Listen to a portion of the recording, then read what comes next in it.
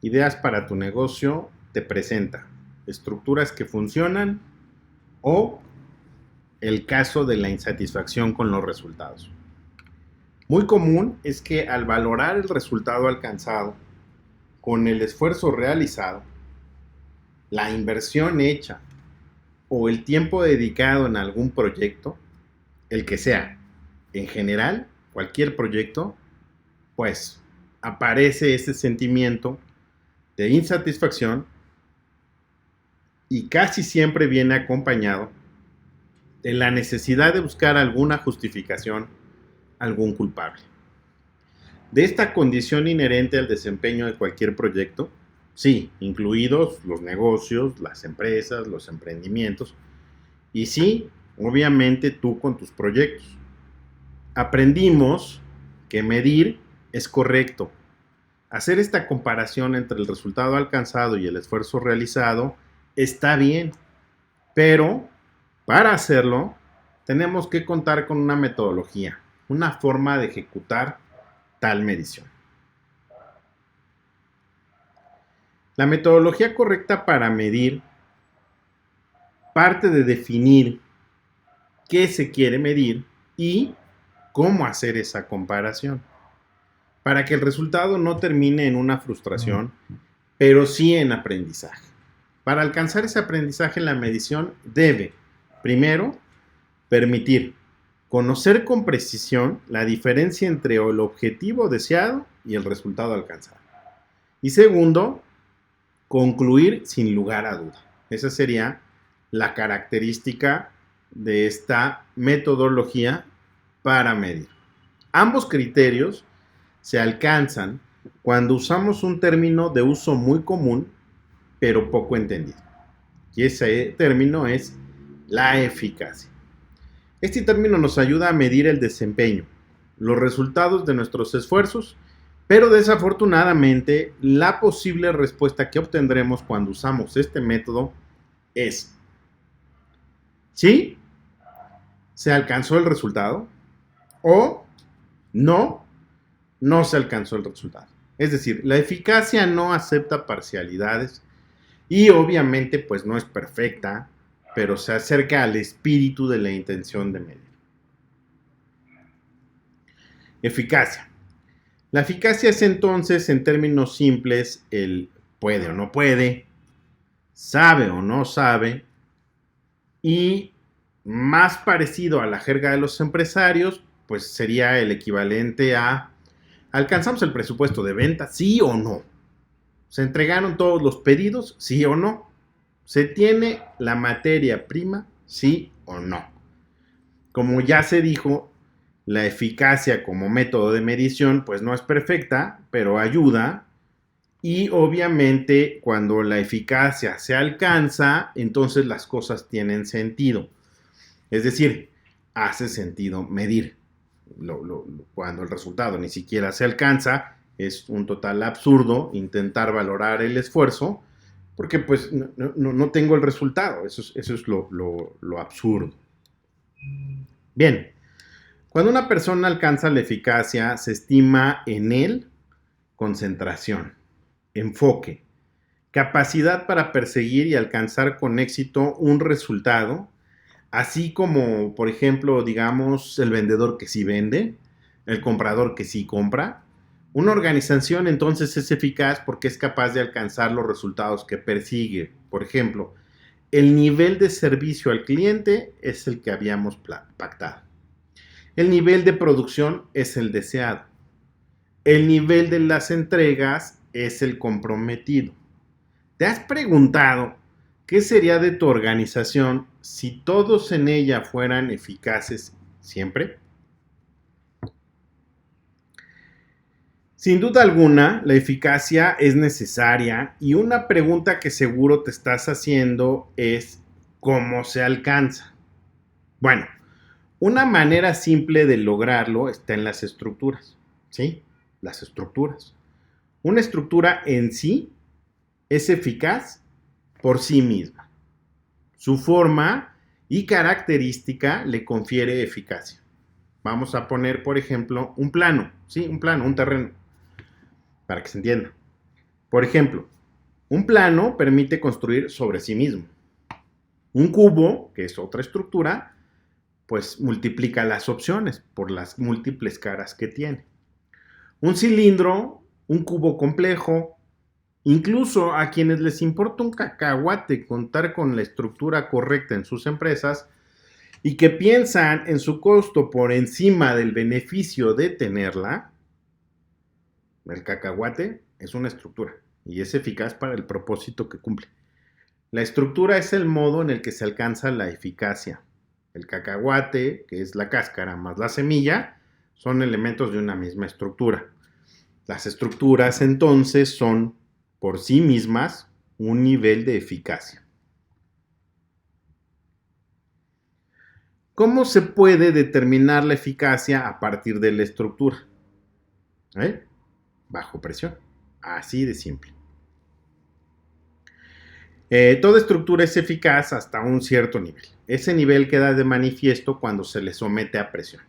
Un plano simple, como el que platicamos en la diapositiva anterior, al someterlo a presión, es incapaz de responder equilibrando las fuerzas que le inciden.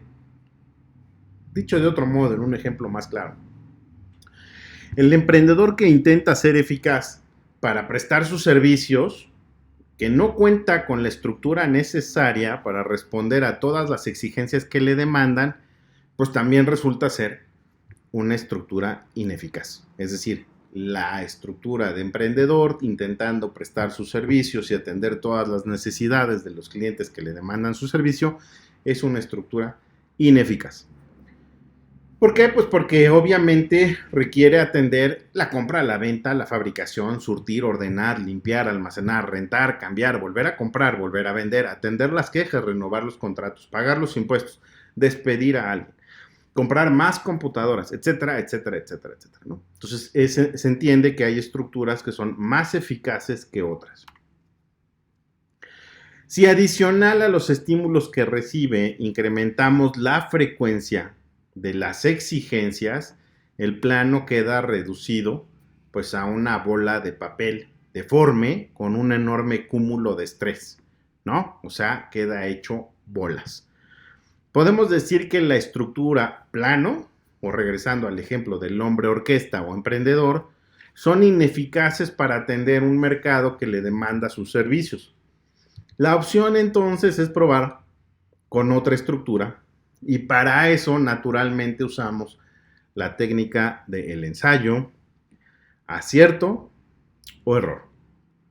Sí, hay otra técnica, pero si te la digo vas a querer dejar el video aquí. Entonces ensayemos, buscaremos nuevas estructuras. ¿Qué te parece tener un asistente para que te apoye? ¿O qué te parece mejor un brazo derecho en quien tú te apoyes? Tal vez una estructura familiar, sí, llena de gente comprometida. Somos familia, ¿no? Para eso es la familia. La verdad es que la mejor estructura es la que responde a todos los estímulos que recibe de quienes le demandan sus servicios. ¿Qué tan eficaz es tu estructura? Obviamente, pues todos esos aspectos que al final de mes queden sin respuesta, te va a dar una idea de ese nivel de eficacia que tiene la estructura de tu empresa. Por ejemplo, a final de mes tengo quejas de los clientes, pues la pregunta sería, ¿cuentas con un área de atención a clientes? Tengo problemas de flujo, ¿cuentas con una función de cobranza? Los asociados no están comprometidos. Quienes están a cargo de los recursos humanos deberían de asumir este rol. El producto no es tan bueno como debería. ¿Alguna vez has pensado en tener un proceso de ingeniería? Cuando cada pregunta particular se puede responder de forma franca, es decir, que podemos visualizar que hay un recurso para ese propósito, entonces tenemos una estructura eficaz. El ordenamiento y medio para graficar, ese es al gusto. O sea, puedes poner la estructura de tu empresa en una representación gráfica como el famoso y muy usado organigrama, o lo puedes poner en forma de red, o lo puedes poner en forma de matriz, o lo puedes hacer mediante una combinación de los anteriores. Pero pues eso ya es materia de otro ideas para tu negocio. Hay estructuras por todos lados, sosteniendo caminos, pisos, techos, paredes, etc. Pero también hay estructuras orgánicas y funcionales. Un equipo de fútbol soccer, por ejemplo, tiene todas las características de una estructura. Elementos que interactúan con un propósito, es decir, un orden, que, pues, por ejemplo, está el portero, los defensas, los mediocampistas o centros y adicionalmente los delanteros. Sus posiciones son elementos con los que cuenta la estructura y que si se respetan le permiten al equipo sostener partidos de 90 minutos al máximo desempeño y torneos de más de 5 partidos. Cada elemento que ejerce su función le facilita al resto de los elementos del equipo, de la estructura, cumplir con la suya. Si no se cuenta con el total de los elementos en un equipo, simplemente es insostenible el propósito para el que fue creado. Aquí tenemos dos ejemplos de estructuras, el equipo de fútbol y un puente cuyo propósito es mantener ese camino horizontal al plano.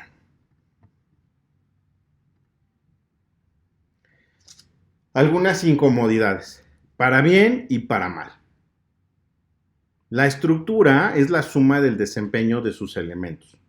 Algunos, por supuesto, tendrán capacidades sobresalientes.